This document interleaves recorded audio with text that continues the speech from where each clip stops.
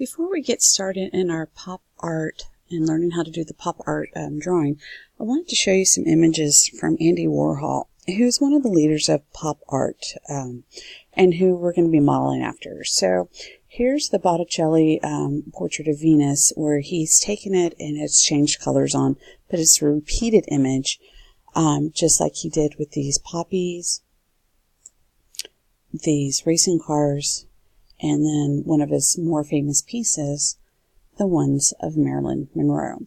So this is the style we're going to be emulating in the pop art. And instead of doing it by screen printing, which is how Warhol did it, we're going to be using Adobe Photoshop. So let's get started that way. Now, if you remember from our last video, Photoshop is different than a Google program. It's not as user-friendly, and there are things we have to do a little bit differently. So this is the test classroom that I have. This is the student view. And the first thing we need to do is open up this JPEG. This is the one we're going to be using for our practice. The second pop art assignment you have will be a photo of your choice. So let's talk about some of the things that make a good photo. Not a busy background. And then it's a good head and shoulders view is desirable. So once you click that, and if you didn't see what I just did, I just opened up the JPEG. You need to come over here to these three dots right up here. You need to click that and tell it to open it in a new window. Once you do that, you now have this arrow button, and now we can download it. So we need to download it. It's going to show up down here, and it's going to show up in our download folder. So once it's downloaded, we can tell it to show in folder, and it will open up right to it. And so go ahead and just set that aside, and we'll use that in just a minute. So I just need to move it out of the way. Now you're going to launch Photoshop. I'm doing this at home, and my version of Photoshop is a little bit different than yours, so I went ahead and put this pop art file directions. What I need you to do is the following. I need you to open Photoshop, create a new document, the size 4.25 by 5.5 inches, 200 resolution with a white background. We did that in the last one, so it should be familiar to you on how to do that. But my version, when I open it up, it's like one version past what we do. It is, my startup is a little bit different. So I need you to get to this size where you have that image size going. So just be sure and take a look at this. You need 4.25 and 5.5. So that's your width by your height, 200 resolution, and in this one we're going to do white background. The previous one we did a transparent background. Alright, so once you have that, you need to go up here and get it to where it can be reduced. And the way Photoshop deals with importing images is kind of bizarre. So we're just going to take this image file, this JPEG, and we're going to drag it over, and we're just going to drop it. And then it will show up. Sometimes it takes a while, and that X is normal when you have it in there. I'm going to go ahead and expand back my window. I'm going to increase it just a little bit in size, so I'm going to hold down my Shift key, pull it a little bit larger, and I'm going to pull it up a little bit there. And when I'm ready, I'm going to hit the Enter. And so we've placed Frida in the file. So I now need to draw your attention to the layer over here. Do you see how it kind of has that window and window right here? That means we need to do something. I need to right click. That means I'm going to use my mouse button, and I'm going to right click on it, and oh my goodness, look at all these options that I have. And what I need is rasterize layer. Once I do that, that little image in image goes away, and I now have an image that I can work with. So remember, pause when you need to do it, or rewind if you need to see it. So now I'm going to show you a really simple and easy way to select just Frida, and we're going to knock out that background. So over here we have our tools, our toolbar down here. and I need what's called the quick selection tool. So I'm going to go up to, these are all selection tools, by the way. I'm going to go to this one, and I'm going to get that, pull that delta, and I want this quick selection tool right here. And so when I have that, it gives me that symbol, and I'm going to start clicking on Frida, and click. And do you see how those aren't linked? I need to see if I can link. I'm not even holding the shift key down. I'm just clicking. And since I still have that tool selected, it's allowing me to add to it. And so I'm getting the outline right there of her head. So you see how that added on? Now I'm going to go in and add her earrings because I want that. This one's already added. I'm going to come down here and I'm going to click. And what you don't want is something like this, where these aren't attached. Do you see how there's no, by the way, we call these marching ants because they look like ants on a line.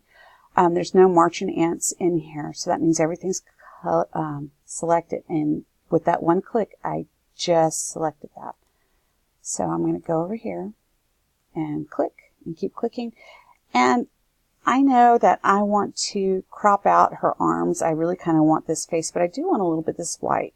So I'm going to go ahead and click the shadow there and that white part, but I'm not going to worry about this part over here or her arms. Now, if you want to leave them in, you can totally click those in, but I'm going to crop it pretty much right here once I'm done.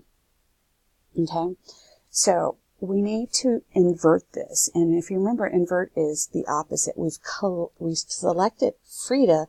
Now we need the background. And so if I come up here to select, I'm going to tell it to inverse.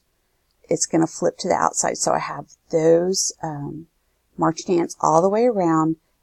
And this allows me to simply hit the backspace key. And it's deleted. Okay. So I've cut that out. So I'm going to click over here just to deselect my marching ants. Control D will deselect them. So that was Control D will deselect them. And now I want to increase Frida and have her fill my space better. So I'm going to go up here to the arrow tool, and you can see this allows me to move it, and you can see there's other things that weren't present that were not selected, and that's okay, we'll get rid of it. And just like in the other videos we've talked about, we want to hold our shift key down when we move her and transform it. So to scale her larger, I need to have my arrow, this one. I need to come to edit, and I need to come to transform. What it's going to do is it's going to let me scale. And if you see here, there's different things that you can do in rotations and flip. But what I want to do is scale. It gives me those standard arrows that we need, and I'm going to increase her larger because I love that mystery kind of looking over. So I'm going to have it kind of like that.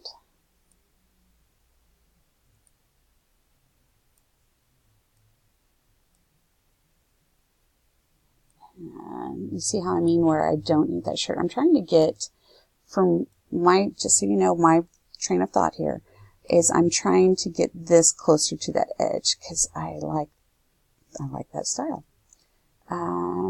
So I'm going to increase it just a little bit more. You can use your own personal choice on how you want to do that. And when I'm happy, I'm going to hit enter. Now all we did is move it around. So if I were to switch it, that image is still there, but I don't want that. So let me undo. I need to crop it. So I'm going to get my crop tool, and do you see how it came right to the edge right there? I'm going to do that, and I'm just going to hit enter, and it cropped it. Now when I move, it's all cut off. So you can, what that does is it gives you flexibility on how you want to adjust it. So if you change your mind, you can change it. So don't crop it until you're quite ready. So we're going to come over here and label this Frida 1. And on my background, if you remember, I can click the layer. So now I'm on the background. I'm going to drop it with a green, kind of like a green screen. So if you remember, our paintbrush tool is over here. I've been playing with mine, so it's under the gradient tool if you can't see yours. So that is the paintbrush tool. Okay, and my green tells me that when I drop it, it's just going to fly in. Okay, this is the first part. From here, we need to do something else. Okay, so get to this point and then get ready to move on. Before we go on, I want you to go ahead and save this. So go to File, go to Save As, and remember, I want you to be on your desktop, and I want you to name it Frida, and let's name it Frida 1. If you remember from the previous video, we do want to keep this going. Keeping layers checked means that we can come back and edit it. We need to upload this file into our Google Drive. So I'm going to walk you through that just in case, because you know how the bell rings, okay? And then I'll get to the second part of this. So in your email, you're going to click Drive. Come on. Come on, computer. There we go. You're going to open up your Art Portfolio folder. And you're going to come over here to New. You're going to click that. You're going to do File Upload. And you're going to scroll to where you find Frida 1. It uploads pretty quickly, less than a minute left. When it's done, it'll tell you, there we go, it's done. You click out.